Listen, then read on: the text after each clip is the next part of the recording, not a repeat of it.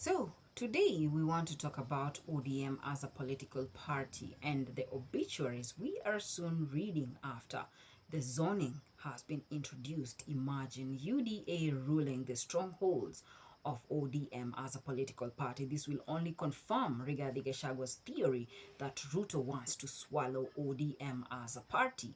And what will happen if William Ruto takes over all the strongholds of ODM? Let's say we are talking about Nyanza region.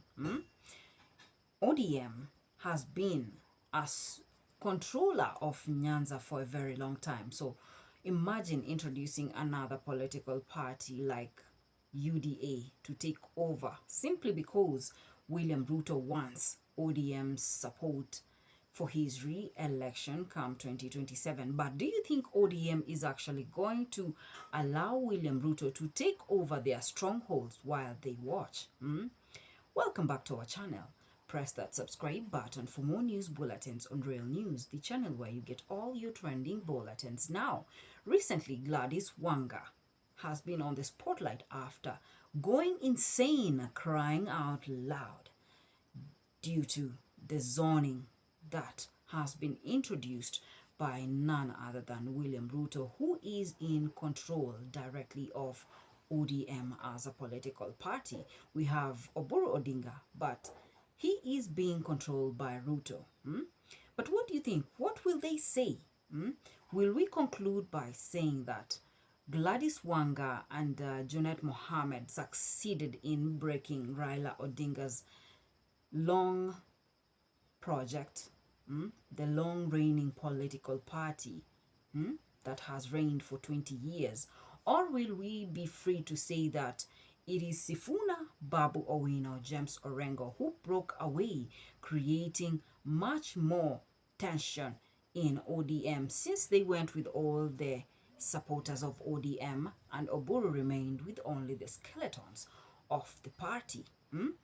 What's your opinion? What's your say? What's your take? Do you think ODM has any chances of survival after the introduction of zoning that William Ruto has created to make sure the divide and conquer of the political party exists? Well, let us listen to Gladys Wanga crying after Ruto introduced zoning into the political parties and the strongholds of ODM.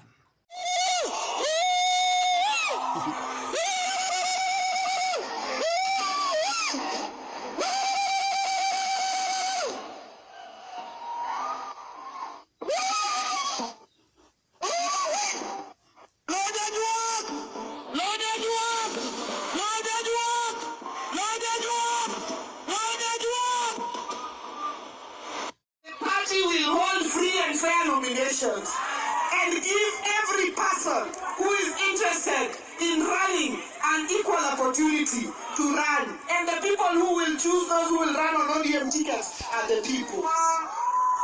So kama mtu anataka kiti aende ground, aongee na wananchi. Wananchi ndio atakupatia nafasi uje utafute kiti na chama cha ODM.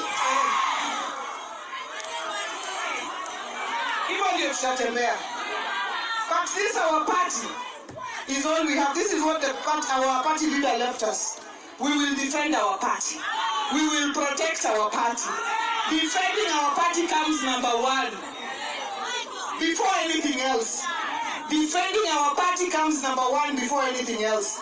So we will defend the party, we will defend our people, we will defend our areas, we will make sure that our parliamentary strength is not reduced even by an inch. Awacho kinokosoka wacho. Mane kaka wadu wadhi mbele gigini. Yeah. Oko kwane mudo walayo watukutuyo. Party wa. Mwati morenade. Mwati iwe mwalito. Wese moto wabro wacho mbele. Kama sebe dogie shima ipati kai. Yeah? Other things we will talk, but we must first have respect for our party. Hiyo vitu vingine itafuata baada. Also, kwa sababu bila chama na bila kura na bila wananchi hakuna mahali tunaweza tembea tukienda kosona ngole turwa. Kuwa nikisema watu ya ODM msikubali William Ruto amaliza ODM. Mkanipigia kelele, mkaniambia to keep off. I have seen Gladys Wanga now is crying. Junet Mohammed is crying. All the leaders ya Raila wanalia.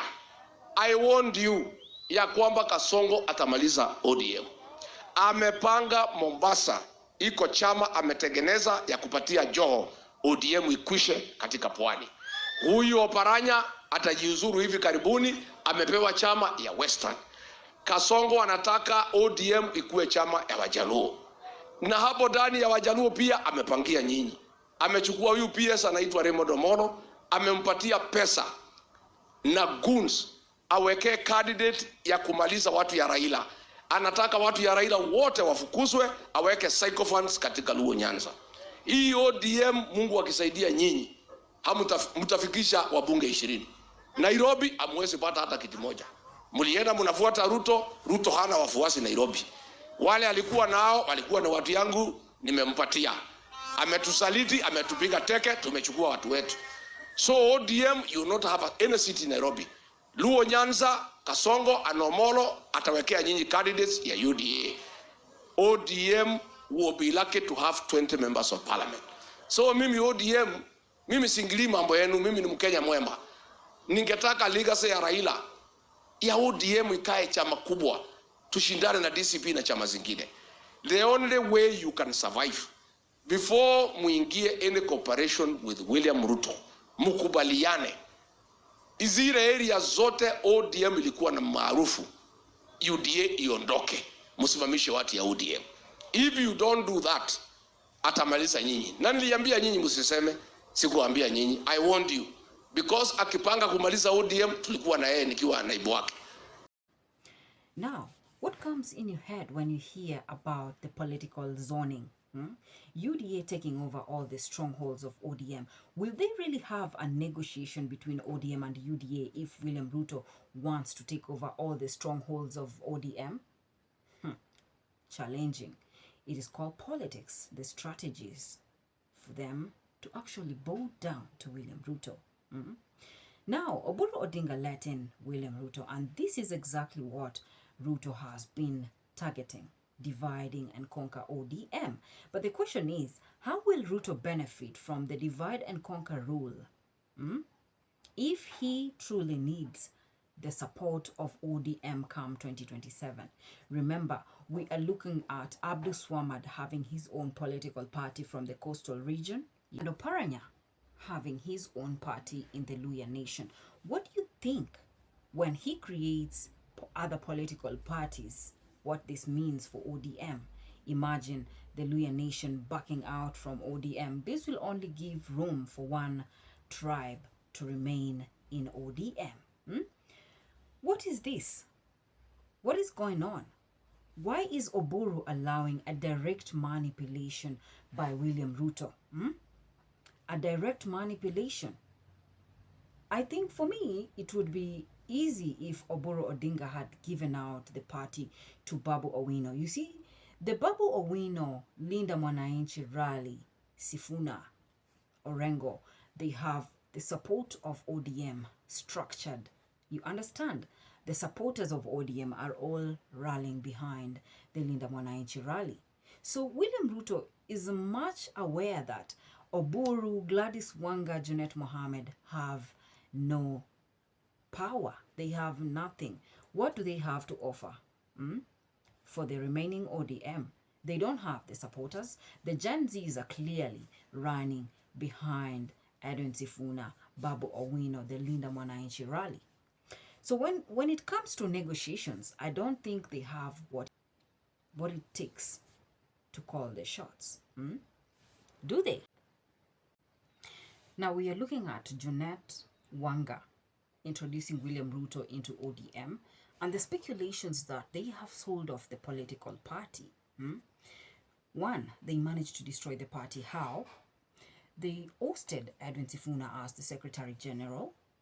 A clear, direct path paving way for William Ruto to actually manipulate and maneuver through ODM the way he wants. Sifuna was the only person who was holding ODM strongly, rejecting anything called William Ruto to manipulate and take over Raila Odinga's legacy. But with the termination of Edwin Sifuna, this only meant that Ruto would have a direct access. Now Wanga, Junet, they are crying over the zoning issue. Imagine Ruto having his UDA aspirants in Nyanza. A direct control, something which has never happened. Actually, Nyanza has never had any other political party running. So you can imagine UDA taking over Nyanza. Wanga has to cry. And actually, Rigathi Gachagua told them, I'm telling you, don't say I didn't warn you. Rigathi warned them. He did. He did warn them. But Wanga didn't listen. They are so obsessed with what is called power. Imagine being promised deputy position slot and Oburu thinking about the prime cabinet secretary slot. But if Ruto did not create the prime cabinet slot when Raila was alive, what does this tell you? Will he make it right now?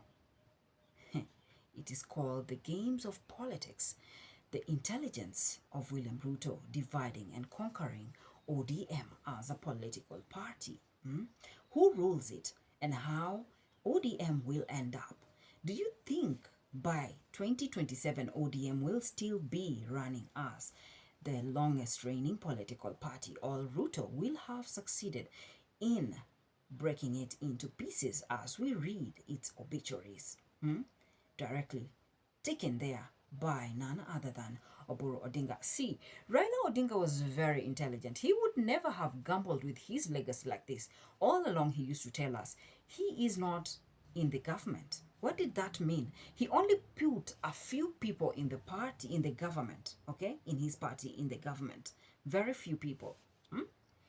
And he protected ODM because ODM was standing alone, united, independently outside the government. But what has Oburu done? He actually delivered ODM on a silver platter to William Ruto. It's like inviting a hyena. Hyena is even good. Inviting a leopard in to have a meal with you. What will the leopard do? It will skin you alive. I mean, this is what is called the terms and conditions of negotiation. Probably he promised them, if you remove Sifuna, and I will give you whatever you desire. Now the negotiations are off the table. Why? Because they need a stronger party for them to actually negotiate. But if they don't have a stronger party to negotiate, what do you think they are going to do, or where are they headed as a political party? Well, stay tuned to Royal News for more news updates as we follow up on this trending story of ODM and Ruto introducing zoning on Royal News, the channel where you get all your trending